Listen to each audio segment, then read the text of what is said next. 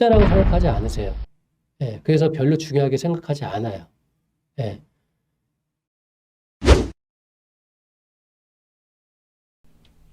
반갑습니다. 안녕하세요. 박경국입니다. 오늘 제가 강의해드릴 내용은요, 제품 디자인과 패키징이라는 주제로 강의를 해드릴 예정인데요. 여러분들께서 어떤 업종이라든지 어떤 비즈니스 쪽을 하시더라도 디자인과 이제 제품에 관련된 패키징에 대해서는 다들 연관이 있으실 거라고 생각을 합니다. 뭐 기업이라든지 뭐 대기업을 비롯해서 뭐 중소기업들도 디자인이라든지 이런 부분들에 있어서 트렌드라든지 그 사회 현상에 따라서 계속해서 지속적으로 바꿔나가는 분위기가 요즘은 훨씬 더 많아졌잖아요. 그런 이유는 제품 디자인이 기업 운영에 있어서 굉장히 중요하기 때문이거든요. 그래서 오늘 제품 디자인에 대한 강연을 좀 해드리도록 하겠습니다.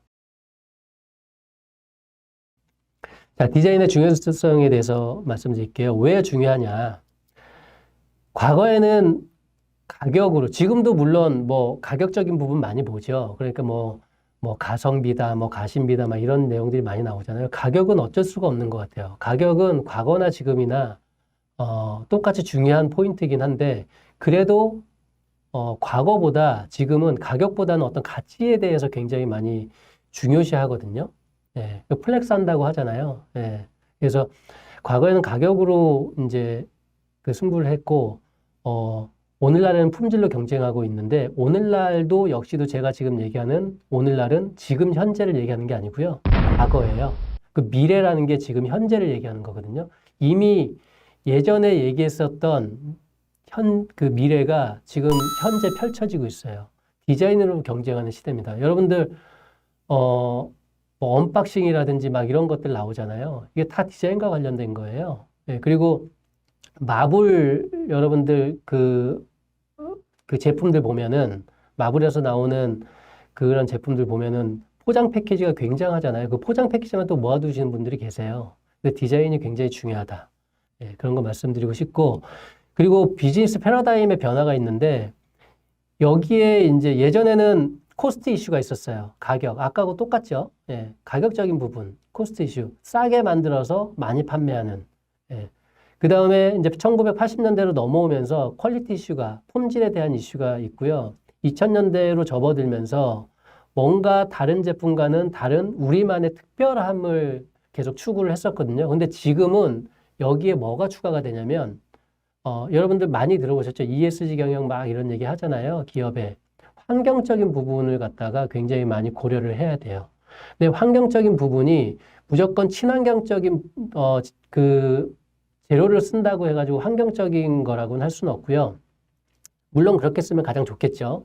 근데 그거보다 재활용할 수 있는 고객이 뭔가를 받아서 그 제품을 쓰레기통에 버리지 않고 내가 한 번 더 쓰고 무언가를 담을 수 있는, 재활용할 수 있는 이런 부분들도 환경에 대한 이런 부분들이거든요. 제가 아까 디자인했었던 것 중에 홀로그램 파우치가 있어요. 그 칵테일 키트 나가는 거. 그거에 대해서 정말 어떤 걸로 할까 해서 기획만 거의 한 1년 걸린 것 같아요. 그러다가 여러 가지 중에서 홀로그램 파우치를 했거든요. 반대도 굉장히 심했습니다. 반대도 굉장히 심했고, 서울대 계신 아는 교수님하고도 좀 조언을 듣고 했었는데, 그 서울대 계신 교수님과 저의 생각이 같았어요. 뭐냐면, 뭔가 재활용할 수 있고, 뭔가 다시 쓸 수 있는, 그렇다면 브랜드에 대한 이런 부분들을 계속해서 인지시킬 수 있잖아요. 기업 입장에서는. 그리고 고객 입장에서는 그거를 다른 물건을 사지 않고, 그거를 활용을 해서 뭐 수영장에 수영백을 쓴다든지 아니면 여성분들 화장품 백으로 쓴다든지 아니면 속옷을 넣는 백으로 쓴다든지 하는 이런 활용 다양성을 주기 위해서 그걸로 선택한 거거든요. 홀로그램 파우치가 사실은 친환경적이진 않지만 재활용하는 데 있어서는 친환경적이고 그 기업 입장에서 그 제품에 대한 인지도, 그 브랜드, 쉐이킷이라는 브랜드를 계속해서 인지시킬 수 있는 그런 부분들에 세 마리 토끼를 잡을 수 있기 때문에 그렇게 결정한 거거든요. 근데 이게 눈으로 딱 보기에는 굉장히 쉬워요. 뭐든지. 아, 금방 할 수 있겠구나. 근데 디자인이라는 건요, 금방 나오지 않습니다. 대단한 디자이너임에도 세계적으로 유명하고 연봉도 굉장히 많이 받고 대단한 디자이너임에도 불구하고 디자인을 하고 기획하고 하는 데 있어서 굉장한 스트레스를 받는 거예요. 그 디자인이 이게 크리에이티브적인 거기 때문에 좀 어려운 부분이 있거든요. 근데 또 그런 부분에 있어서 또 뛰어나신 분들이 계시더라고요. 또 금방금방.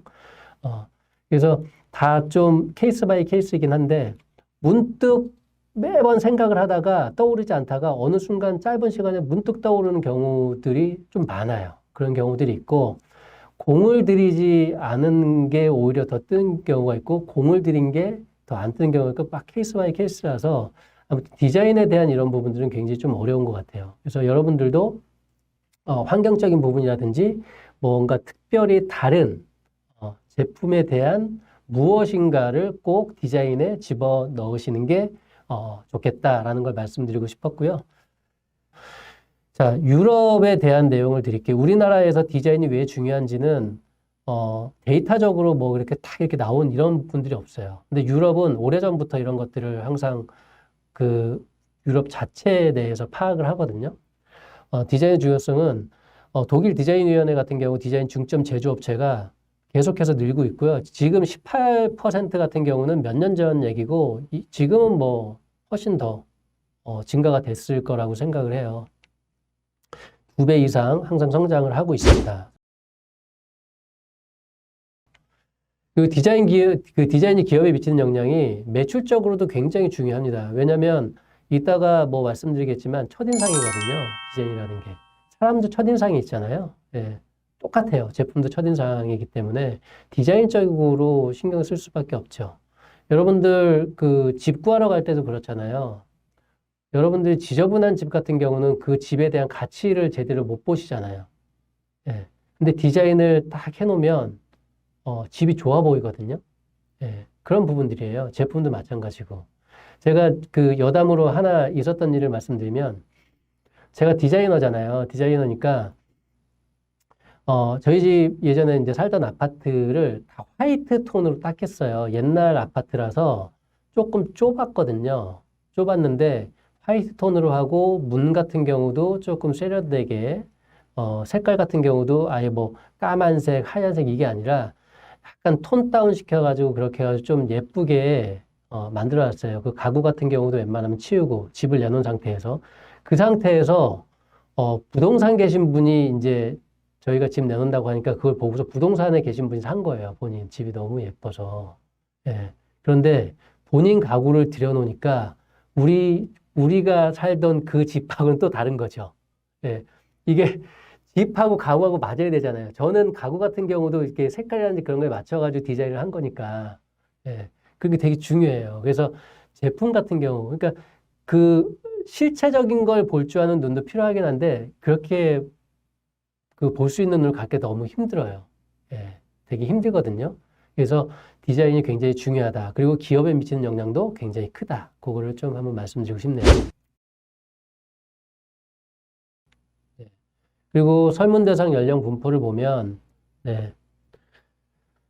이렇게 18세에서 24세가 27%, 30세까지 해가지고, 네. 그 40세 미만으로 해가지고 대부분을 차지를 하는 거예요. 이분들을 대상으로 해서 조사를 했는데 어떠한 내용으로 조사를 했느냐? 기능, 가격, 디자인, 브랜드, 기타 이런 것들을 다 한번 물어봤어요. 근데 기능적인 부분들에 있어서는 아주 기본적인 거니까 아무리 디자인이 좋아도 제품이 품질이 안 좋으면은 안 되잖아요. 그래서 기능은 기본이고 기능은 기본인데 여기에 이제 중요한 거는 가격과 디자인이 이제 굉장히 많은 큰 포지션을 차지하고 있는 거죠.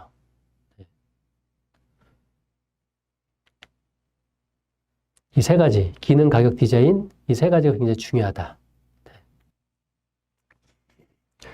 자, 패키지 디자인의 가장 중요한 세 가지 질문을 던져야 되거든요.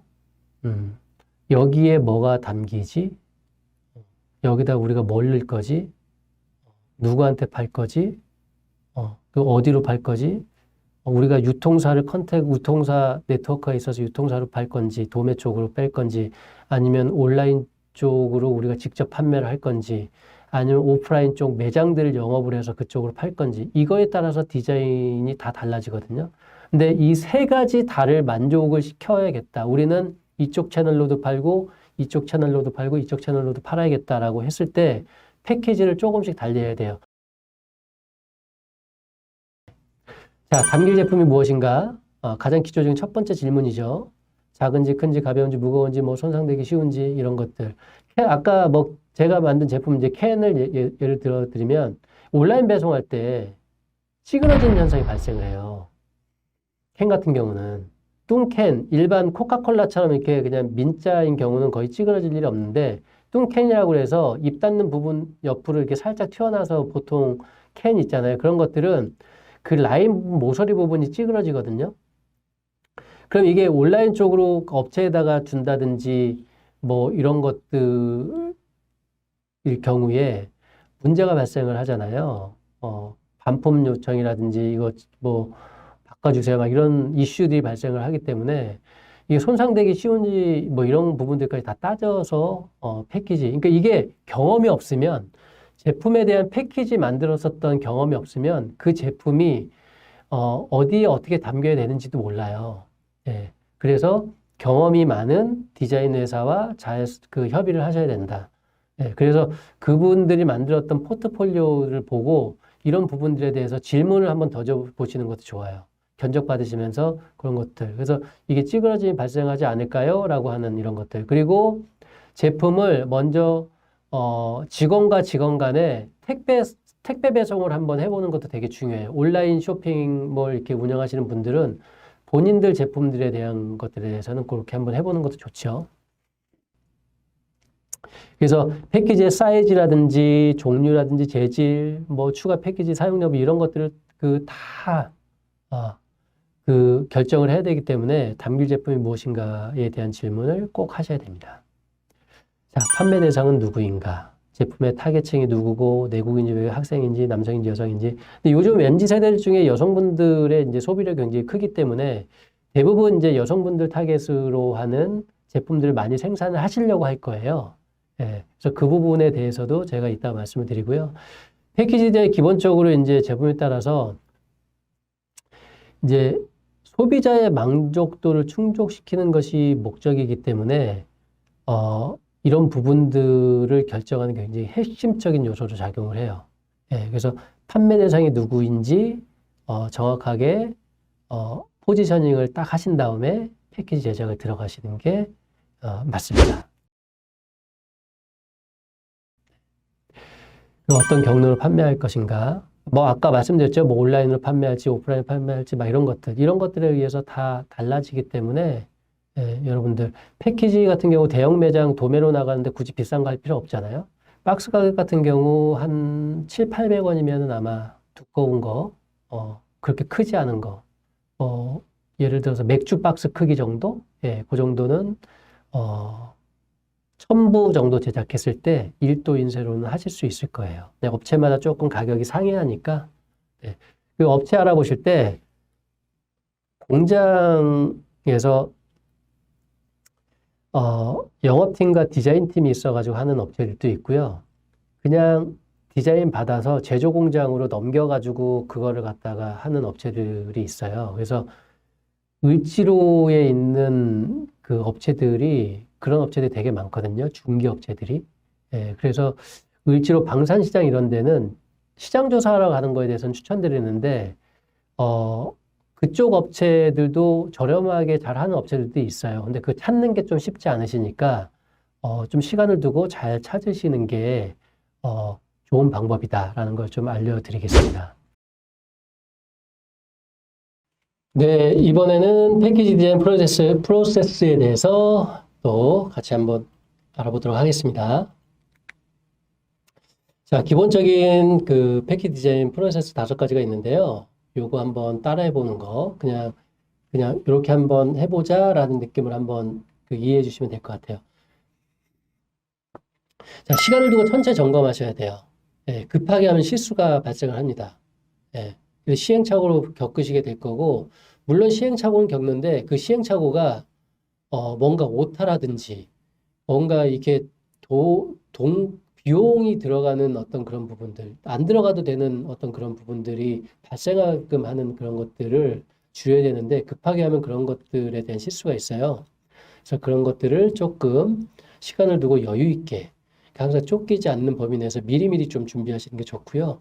우선순위를 정해서 가능한 부분부터 실천을 하면 좋다. 자, 패키지 디자인을 만들기 위한 5가지 팁에 대해서 또 한번 말씀드려 볼게요. 자, 패키지 첫 번째, 브랜드와 포지션을 고려하기. 아까 뭐 얘기했었던 부분하고 똑같죠? 예. 그 다음에 타이포그래피 잘 고르기, 디자인 트렌드에 집중하기, 환경에 대해 생각하기. 이게 옛날에는 없었어요. 환경에 대해 생각하는 거는. 요 근래에 추가된 거거든요. 패키지 디자인을 하는 데 있어서. 자, 그리고 패키지 디자인이 투자라는 점을 꼭 기억하기. 이게 제일 중요하다고 저는 생각합니다. 개인적으로. 투자라고 생각하지 않으세요. 예, 그래서 별로 중요하게 생각하지 않아요. 예. 그런데, 이게 투자를 하고 싶어도 너무 기업의 어떤 그 현실과 안 맞는 과도한 투자를 해야 되는 시장 환경이 있는 경우도 있어요. 예를 들어서 캔 제품을 생산을 하고 싶으세요. 탄산 캔 제품. 저희가 탄산 캔을 정말 소량으로 제조 생산하는 그 시설을 갖고 있거든요.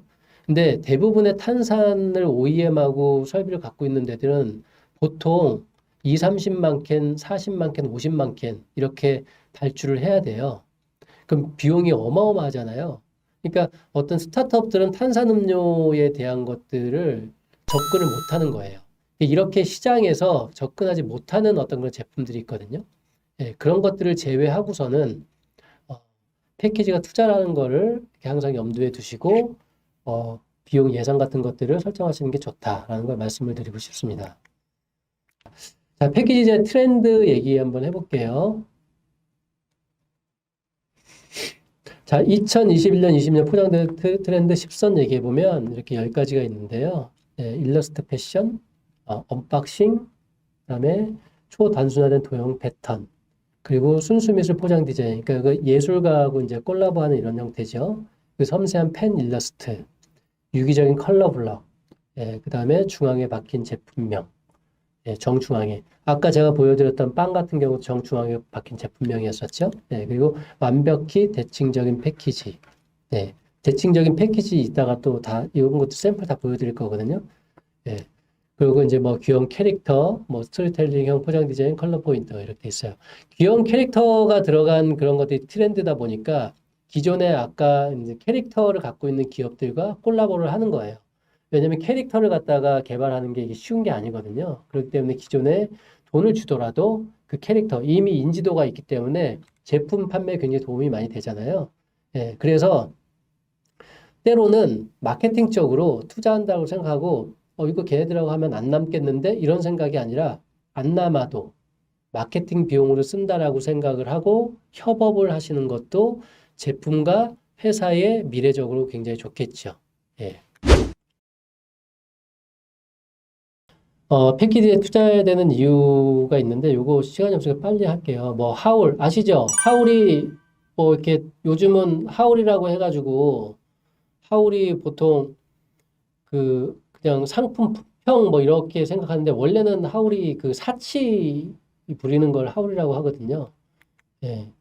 그래서 이제 언박싱하고 하울이 트렌드라서 그래서 차별화 이제 통한 브랜드 인지도 생성을 하는 거고 하울하고 언박싱 이유 3가지가 트렌드가 이런 식으로 간단하게 도너츠하고 커피를 주는데도 뭔가 저 받침 하나 바꿨을 뿐인데 그죠? 굉장히 좀 독특해 보이잖아요. 이런 것들에 대한 부분들에 대한 아이디에이션을 하실 필요가 있다는 거죠. 자, 오늘 준비한 강의는 여기까지고요. 마지막에 시간이 없어서 막 이렇게 또 빨리 말씀드려서 죄송하고 질문이 없으시면 마무리하도록 하겠습니다. 오늘 고생하셨습니다. 감사합니다.